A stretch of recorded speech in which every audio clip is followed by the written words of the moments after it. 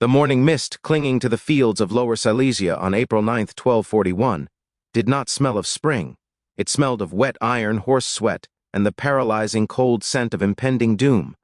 On this day, near the town of Legnica, in what is now Poland, two worlds that had evolved in complete isolation from one another were about to collide with cataclysmic force. This was not merely a battle between two armies. It was a collision of two distinct eras of warfare, two incompatible philosophies of combat, and two civilizations that viewed the other not just as an enemy, but as a monstrous aberration of nature. On one side stood the flower of Northern European chivalry, a coalition of Polish nobility, Moravian conscripts, Bavarian miners, and the elite, terrifyingly disciplined military orders of the Catholic Church, the Knights Templar, the Hospitallers, and the Teutonic Knights. They were men of iron, encased in mail, driven by the cross, and trained in the heavy shock tactics that had dominated European battlefields for centuries.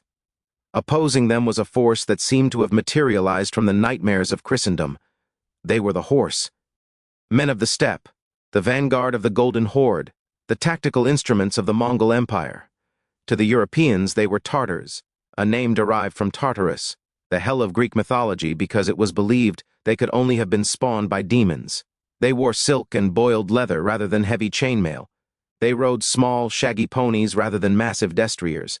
And they arid a weapon that would rewrite the history of the world, the composite recurve bow.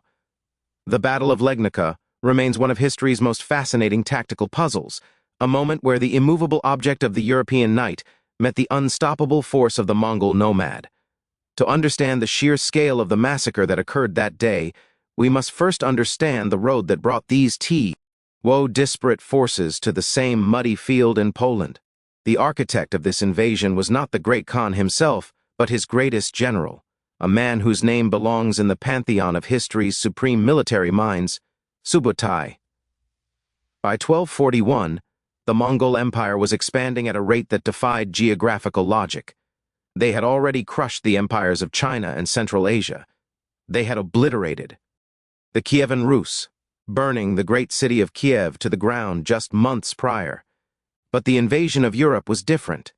This was a reconnaissance in force, a strategic raid designed to secure the western flank of the Mongol Empire and punish those who had harbored their fleeing enemies.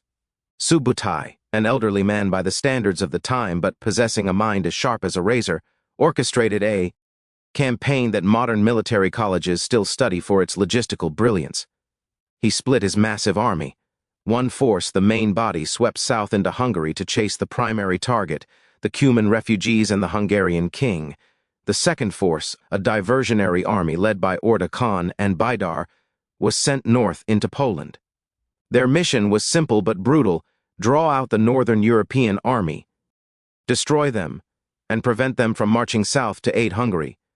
It is critical to appreciate the psychological state of Europe at this moment. Rumors had been trickling west for years, stories of a horse people who drank blood, who moved faster than the wind, and who left nothing but ash in their wake. When the Mongols crossed the Vistula River, panic set in. The Mongols did not fight like Christians. They did not observe the truces of God or the codes of chivalry. They practiced total war. As they moved through Poland, they burned cities and slaughtered populations to create a buffer of terror. Krakow, the Polish capital, was torched. The Europeans were not dealing with a disorganized rabble of barbarians, though that is what they arrogantly believed. They were facing the most disciplined, technologically advanced military machine on Earth. Standing in their way was Henry II, the Pious, the Duke of Silesia. Henry was a man of immense capability and courage, the linchpin of Polish resistance. He understood that he could not face this threat alone. He sent out desperate calls for aid. The response was a patchwork coalition that reflected the fragmented nature of feudal Europe. But the core of his hope, the steel spine of his army, lay with the military orders. The Teutonic Knights, in particular, represented the pinnacle of European martial prowess. These were warrior monks, men who had sworn vows of poverty, chastity, and obedience, and who had dedicated their lives to the art of war in the name of Christ. Clad in white surcoats adorned with black crosses, wearing AV hauberks of riveted mail that could turn a sword stroke, and riding war horses bred for size and aggression, They were the tanks of the 13th century. The European method of war was predicated on shock. The charge of heavy cavalry was the ultimate weapon of the age. 1,000 knights, knees locked together, lances lowered, thundering forward in a solid wall of iron, created a kinetic energy that few infantry lines could withstand. The psychological impact alone was often enough to break an enemy before impact. The Teutonic Knights and their Templar brethren believed in the righteousness of their cause and the invincibility of their charge. They assumed that if they could just close the distance, if they could just bring their heavy swords and lances to bear against these small men on small ponies, the victory would be decisive. They were tragically, fatally wrong. On the morning of the battle, Henry deployed his forces in 4 divisions. The terrain at Legnica was chosen carefully, a plain that offered some room for maneuver, but was bounded by hills. Henry hoped to force the Mongols into a head-on engagement. The Mongols, however, had no intention of fighting the battle Henry wanted. As the European forces formed their lines, they saw the Mongol host arrayed against them. To the knights, the Mongols looked unimpressive. Their armor was a mix of lacquered leather strips and silk undershirts, ingenious designs that could stop an arrow from penetrating deep into the wound, but which looked flimsy compared to European steel. Their horses looked like farm animals compared to the massive European destriers. The battle began with a move that would seal the fate of the Europeans, though they did not know it yet. The 1st Division of Henry's army, the Bavarian miners and Polish infantry, advanced. They were met by a hail of arrows. But these were not the arrows the Europeans were used to. The Mongol composite bow was a marvel of engineering, constructed from a core of wood, backed with sinew for tensile strength, and belly lined with horn for compression. It had a draw weight of over 160 pounds, yet it was short enough to be fired from the saddle. A Mongol warrior could loose arrows with terrifying speed and accuracy while galloping at full tilt. The range of these bows exceeded anything the Europeans possessed. The first European charge was Nen down, whittled away by an enemy they couldn't even reach. Seeing his vanguard faltering, Henry ordered his cavalry to attack. This included the heavy knights. As the iron wall of Teutonic and Polish chivalry began to rumble forward, picking up speed, the earth shook. The Mongols, seeing the heavy cavalry approach, did not brace for impact. They did not lock shields. Instead, they turned our horses around and fled. To the European mind, this was a clear sign of cowardice. It was a rout. The barbarians were breaking before the might of the cross. With a roar of triumph, the knights spurred their horses, breaking formation to chase down the fleeing enemy. They galloped hard, their heavy chainmail weighing them down, their horses churning up the mud, their breathing ragged in their helmets. They were chasing a mirage. The feigned retreat is the oldest trick in the steppe warrior's playbook, and yet, against disciplined European minds trained in a different code of war, it worked with devastating efficiency. The Mongols were not fleeing, they were repositioning. They were drawing the heavy knights away from their infantry support, stringing them out into a long, disorganized line, and tiring out their heavy horses. The Mongols rode in a loose formation, turning in their saddles to fire backward, the famous Parthian shot. Their arrows found the gaps in the knight's armor, the eye slits, the armpits, and most critically, the unarmored bodies of the European horses. As the knights chased the elusive shadows into the deeper fields, the trap snapped shut. Suddenly, the fleeing Mongols wheeled around with synchronized precision. Fresh reserves of heavy Mongol cavalry, clad in lamellar iron armor and wielding lances, appeared from the flanks where they had been hidden by the terrain and, arguably, by smoke. Contemporary chronicles mention a strange, noxious smoke that drifted across the battlefield, disorienting the knights. Some historians speculate this was an rye form of chemical warfare, burning reeds or even gunpowder brought from China, used to separate the knights from the rest of the army and create panic. Whether it was smoke or simple exhaustion, the result was the same. The European knights, winded and disorganized, suddenly found themselves surrounded. The hunter had become the prey. The Mongol light cavalry began to circle the knights in a rotating formation, a tactic known as the caracole. They rode in a great wheel, firing arrows into the huddled mass of knights, then peeling off to reload while the next rider took their place. It was an execution. The Teutonic Knights, for all their bravery and armor, were helpless. They could not close the range. Every time they tried to charge out of the circle, the Mongols simply retreated, furring as they went, only to close in again as the knights fell back. The heavy lances of the knights were useless against an enemy that wouldn't stand still. Their swords cut only air. The Mongol arrows, tipped with heavy armor-piercing bodkin points, began to take a toll. At close range, the composite bow could punch through mail. Horses screamed and collapsed, pinning their riders. Knights were ragged from their saddles and butchered on the ground. The discipline of the military orders held for a time. They died back to back, praying and swinging until the end. But the outcome was mathematically inevitable. Duke Henry, seeing the slaughter of his cavalry, tried to rally his remaining forces, but the Mongol heavy cavalry, the lancers, now smashed into the European infantry. Without the protection of their knights, the foot soldiers were harvested like wheat. The speed of the collapse was terrifying. The Mongols used a system of flags and whistling arrows to communicate complex tactical maneuvers over the roar of battle, coordinating their movements with a hive-mind efficiency that the Europeans could not comprehend. Henry II the Pious fought bravely, surrounded by his personal R&D. He refused to flee even as the battle turned into a massacre. Eventually, his horse was killed under him.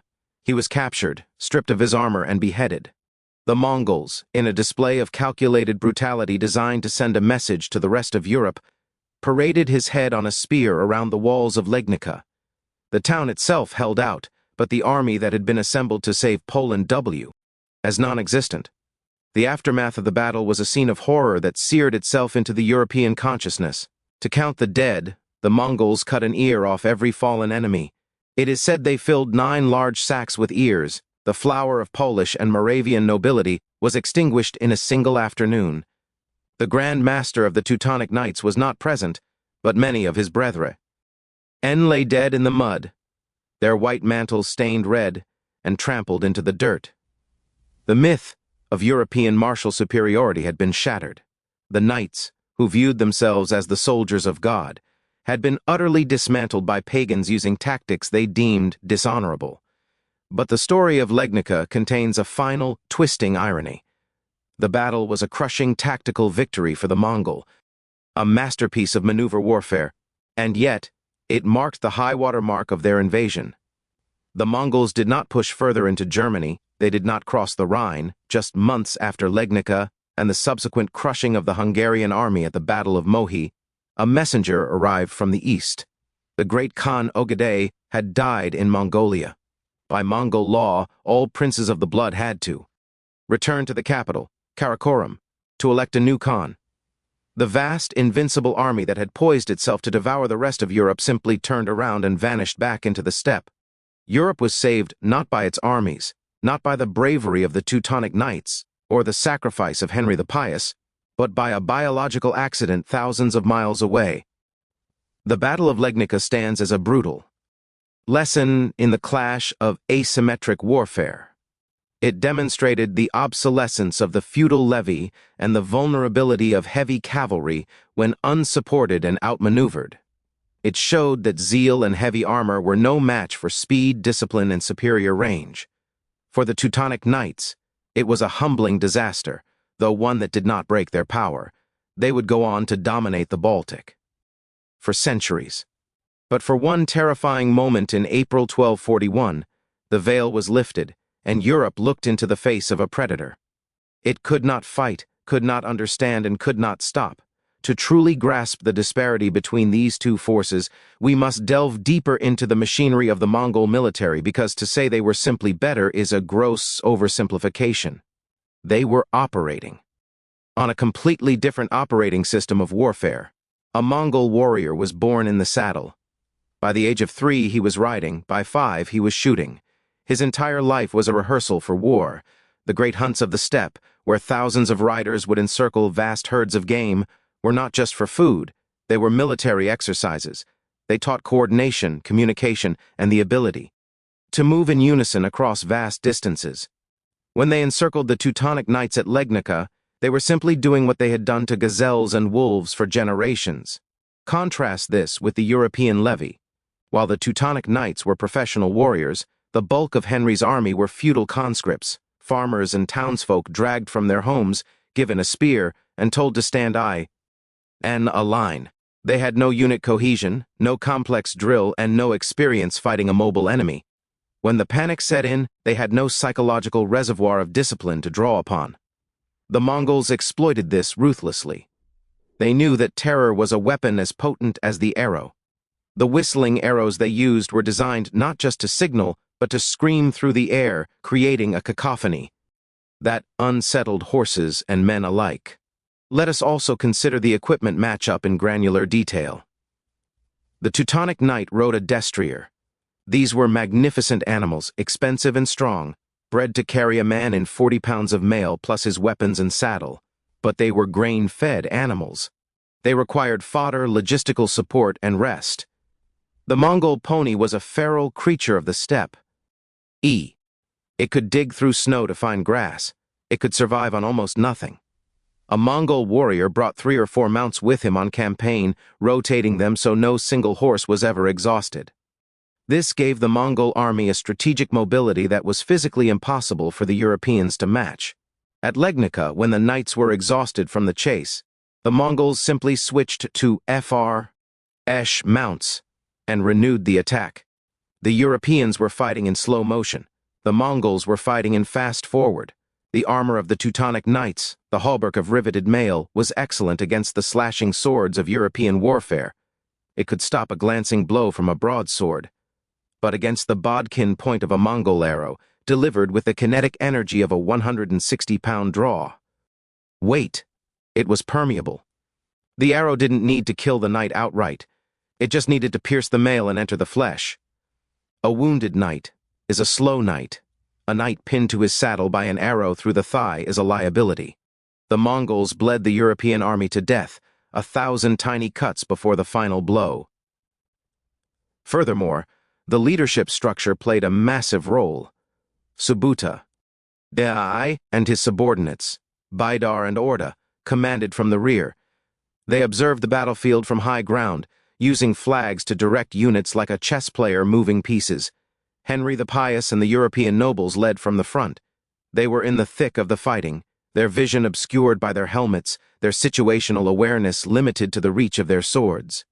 Once the battle as joined, Henry lost control of his army. He could not see the trap unfolding until he was inside it. The Mongols maintained command and control throughout the entire engagement. They could disengage, regroup, and attack a new sector at will. The Europeans were committed to a linear path of destruction. The chemical aspect of the battle deserves more scrutiny as well. The Chronicles of Yondu, Gos, written later but based on earlier accounts, mention a smoke of great stench that caused the Poles to faint and gasp for air. While we cannot be certain if this was true poison gas, the use of smoke screens to hide maneuvers was standard Mongol doctrine. In the confusion of the battlefield, with the knights separated from the infantry, a wall of smoke would have been terrifying. It severed the visual link between the units. The knights charged into the haze and disappeared, their screams the only thing drifting back to the infantry lines. This psychological isolation broke the morale of the Polish foot soldiers, long before the Mongols actually reached them. The massacre at Legnica also highlights the rigidity of the European mindset. The Teutonic Knights were bound by a code of honorable, or that dictated how a battle should be fought. To retreat was shameful. To fight from a distance was cowardly. They wanted a fair fight, a test of strength and skill at close quarters. The Mongols had no such concept of honor in war. For the Mongol, the only honor was victory. The method was irrelevant. If they could win by running away, they ran. If they could win by trickery, they tricked. If they could win by starving the enemy, they starved them. They viewed the European desire for a face-to-face clash as stupidity. Why risk a warrior's life when you can kill the enemy from 50 yards away? This clash of philosophies was as deadly as the clash of weapons. The Europeans were playing chess, the Mongols were playing poker, and they had stacked the deck. As the sun began to set on that bloody April day, the silence that returned to the field of Legnica was heavy. The groans of the dying, the cries of the wounded horses, and the carrion birds descending from the sky marked the end of the crusade. The Teutonic Knights, the defenders of the faith, lay in heaps, their white crosses indistinguishable from the mud and blood. The body of Henry the Pious was eventually identified by a physical defect. He had 6 toes on his left foot. His head was gone, carried off as a trophy. The terror that gripped Europe in the weeks following Legnica is hard to overstate. The road to Germany, to France, to the heart of Christendom lay open. There was no army left to stop the Golden Horde. The Pope, the Emperor, the kings of the West, they trembled. They waited for the horizon to darken with the dust of the Mongol Tumans. They prayed. And when the invasion did not come, when the Mongols turned back, the relief was mixed with confusion. They attributed it to divine intervention. They could not accept that the politics of a distant pagan empire had saved them. Legnica remains a pivotal moment in military history. It was the day the medieval way of war was exposed as obsolete, though it would take centuries for Europe to fully adapt. It was a demonstration of the supremacy of mobility, firepower, and discipline over heavy shock and individual heroism. The Teutonic Knights would rebuild. They would fight other battles, launch other crusades, and build a state in Prussia. But they would never forget the day the sky rained arrows, the day the ground shook with the hooves of the steppe ponies, and the day they met the masters of the bow. In the end, the Battle of Legnica serves as a stark reminder of the fragility of civilizations. The comfortable assumptions of the European powers that their armor was impenetrable, their god was protecting them, and their way of Boba was superior, were dismantled in a matter of hours. The Mongols came out of the sunrise, reshaped the map of the world, and left a scar on the collective memory of Poland that lasts to this day. It is a story of hubris and nemesis, of iron and silk, of the old world colliding with a new, terrifying reality. And on that field, amidst the smoke and the silence, the history of the world held its bray. Waiting to see which way the wind would blow. The legacy of the battle extended far beyond the immediate body count. It changed the trajectory of Eastern Europe. Silesia, which had been drifting toward a unified Polish kingdom, was fractured. The devastation of the countryside led to a vacuum that was eventually filled by German settlers, shifting the demographics of the region for centuries. The psychological trauma forced European military leaders to reconsider their tactics, though the addiction to heavy cavalry would persist until the advent of gunpowder. But perhaps the most enduring image is that of the Mongol archer, a man born in a felt tent on the harsh plains of Mongolia, who rode thousands of miles to the green fields of Poland, and there, with a bow made of horn and wood, brought the mightiest warriors of Christendom to their knees. It is a testament to the genius of Subutai and the martial culture of the Mongols. They were not merely destroyers, they were the ultimate adapters, the supreme pragmatists of war. At Legnica, they taught the West a lesson written in blood, that war is not a tournament, it is not a ritual, and it is not a game.